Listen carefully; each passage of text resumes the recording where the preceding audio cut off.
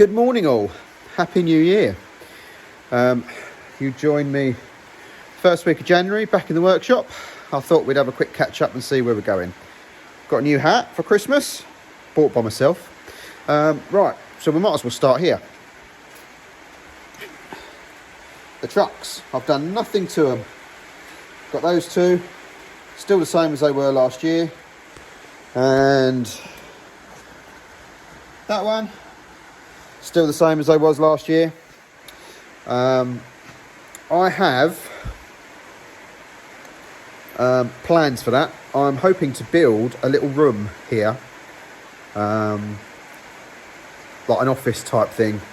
A, for a bit of warmth when it's cold, to have me lunch and stuff, and B, as sort of a model making room. So that's a plan for this year, hopefully not very long. Next, I've got the trailer in here. I've been fitting some new rear lights because the other ones were all smashed. We need to use that today and this week, and I'll explain why shortly. The Metro, can't see because it's covered in stuff, but the Metro is sort of out of the corner.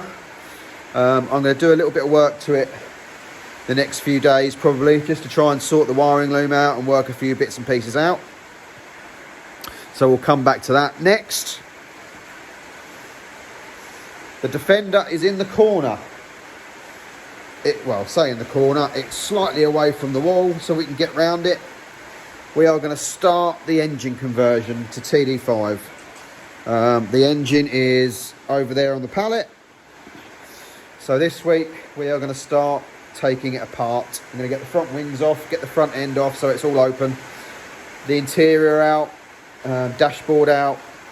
Because we're going to try and rewire the whole thing while we're there. Now we know what works, what doesn't, what we need, etc. I've got the disco loom, so I'm going to try that. The other thing, the Merc is in here. I had a chap come and look at it yesterday.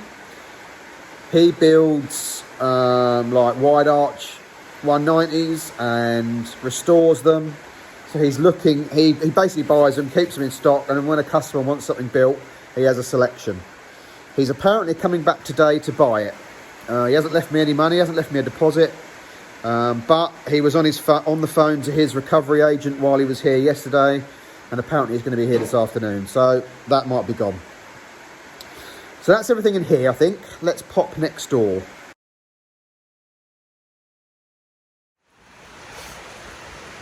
Okay, out there. I've just moved the Merc out because I needed the room. My little 11 plate smart car, that's still in daily duties and will be for the foreseeable. Range Rover.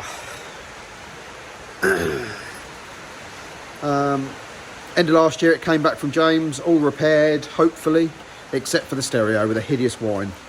Well, we've ordered a new set of speakers for it, so I'll have it in this week and change them and get rid of the amps in the doors. I'll show you all that later on. We have the Mini Cooper S convertible, the one that gets a bit noisy when it's warm.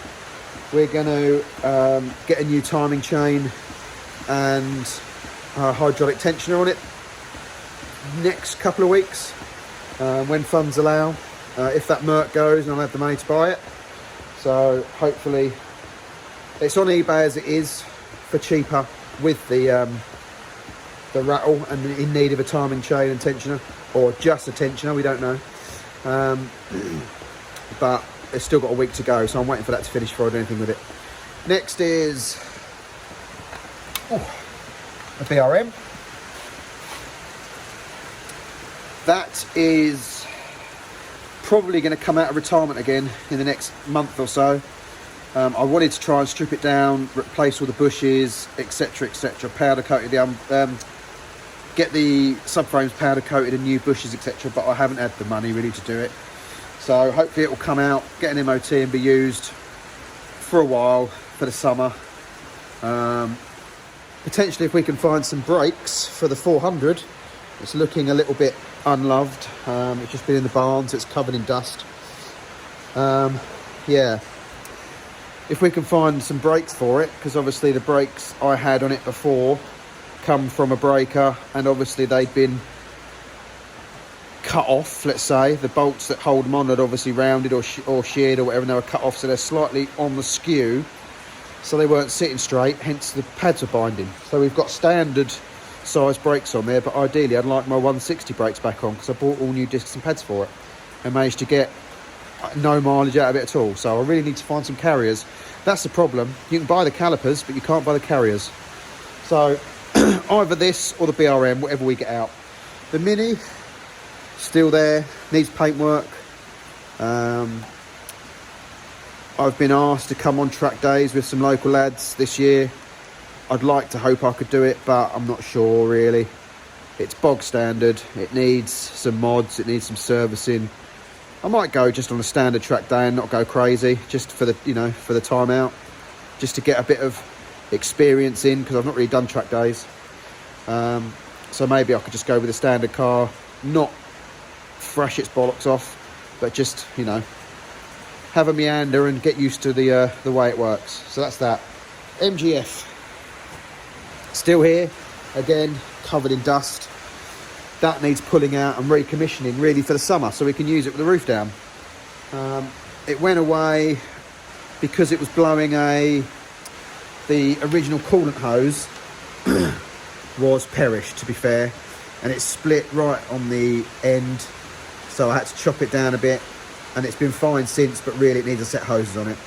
There's nothing wrong with the engine, because the engine came out of my Blue ZR many moons ago. I'd had the engine rebuilt, all done. First weekend out, someone smashed into it and got written off. So that's the engine in that. So that's done no miles since it's been rebuilt. So there's nothing wrong with the engine. It's just crappy hoses. It needs some new hoses. So that's those ones. Caravan. I'm sure I've showed you, I've already stripped out most of it. I've got to carry on with that when the weather allows. Because obviously I can do it in here, but really it needs to be outside, so I can easily just dump the wood in the digger bucket.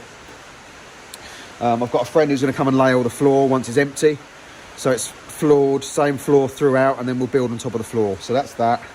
The Dona Disco is there. That's got to go off to the scrapyard, and then you saw me load up the Smart. So they've got to go to the scrapyard this week. The 200 TDI, the very early release day one, according to the logbook, that's got to be restored. We haven't got round to it yet, obviously, but we'll get to it at some point. It's not losing any money sitting there. 2 Range Rovers. This one, that's covered in stuff, is the Dona. It's pretty much all stripped. It's just there if we need body cuts. And then the TD5 Range Rover Classic, you can't see because it's so dark in here, the weather's horrible, but I'm sure you've seen that on the channel before. It's basically a soft dash Range Rover Classic body on a Discovery 2 chassis and running gear. So it's all D2 engine, TD5, axles, running gear, wheels. So it's got the later PCD, etc. Again, needs rust repair, needs restoring, another job. We'd like to get started this year if money allows. And then I can't squeeze down there at the moment, but over the back there is the Midget. Again, the engine is in the workshop. The clutch had gone. I pulled the engine to change the clutch and not got any further forward. So, oh, I'm hooked up with something. So that's all of it at the moment, I think. The only other thing that's not here is the 322 that the wife's using. I say the wife, the fiance. We got engaged last month, and we're getting married this year. Got a date already, so all good there. But that's gone through its MOT. Got a couple of advisories I've got to sort out. But because she uses it every day for work, it's hard to find the time. She doesn't want to use a smart car, and she can't really because the 2 kids, so she can't do the school run and stuff in it. So it needs to be, I either need to let her, now I've got the Range Rover back, give her that for a few days while I do hers, or tie it in when she's not working. So that's a quick catch up, a quick update. Let's move on to what we're doing today, or kind of what we're doing today. Okay, the reason we got the trailer sorted out, put new lights on, etc., is because we've got a trailer job to do, only in the little one. I have got I don't know if you can see that, but there's a pile of gearboxes and transfer boxes. For the Defender, I am going to buy a new Ashcroft gearbox and a new Ashcroft transfer box. It's already got an Ashcroft gearbox in it on the 300. It's only done 5,000 miles since I bought it, because obviously I put it in when I built this. I can change the gearbox shaft in the Ashcroft one to a TD5 one, Ashcroft 2-cell one, but that means I've got to strip it down. I don't really want to strip down a rebuilt gearbox. So I'm going to buy new from Ashcroft, including a transfer box. So we'll have a full new running gear to go in this, and then I'll sell the gearbox that's in here. You've got to trade in a core when you buy one from them, or you've got to pay a high fee. So I've got the ones out of the Discovery, the TD5, the gearbox and transfer box. That's my core. They've also said that they'd buy some of my others as cores. So not a bad price, actually. Probably what I'd sell them for second hand anyway, and at least I haven't got any worries of if they blow up in 1,000 miles time, I'll get a call. So, and it also makes my gearboxes for this a lot cheaper. So today, my friend's got a gearbox that he had a gearbox off me basically, and said I could have his old one. I've just never gone and picked it up. So today I've just got to swing by and pick it up. So I'll put it in the trailer, and then I'll come back and load all these up. I've got to strip bell housings and bits off them. Ashcroft gearboxes tell you on their website, on each different gearbox page, what they expect to be on the core. So I'll have a look at that in a bit, and then when I come back from getting this one, I'll strip them all down, ready for them, load them in the trailer, and then the trailer's ready for me to go and collect my new ones. So I'll take you to Luton with me to get them. I mean, it won't be for a few days yet. I need to get it all sorted out, plan exactly what I need, and I presume they're going to need some time to build me them, unless they've got what I need on the shelf. So it's going to be a few days yet, I'd imagine. So right, let's stop waffling and let's go and get on. Right, we've been busy. We've got a box full of gearboxes and transfer boxes. So hopefully this little trailer will take it. Fingers crossed. There's not that much weight in there really. I'll pump the tyres up, make sure we're all right. That one is dead, so I need to try and find another mini spare. I'm sure I've got some.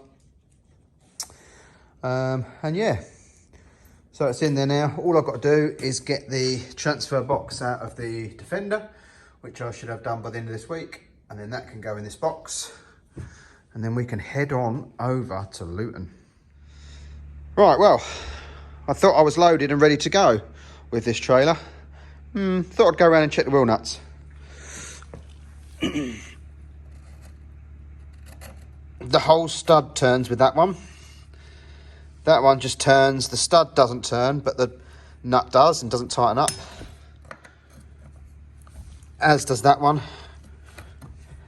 They don't tighten or loosen. That's the only one that's tight. I don't think I should drive a couple of 100 miles on that.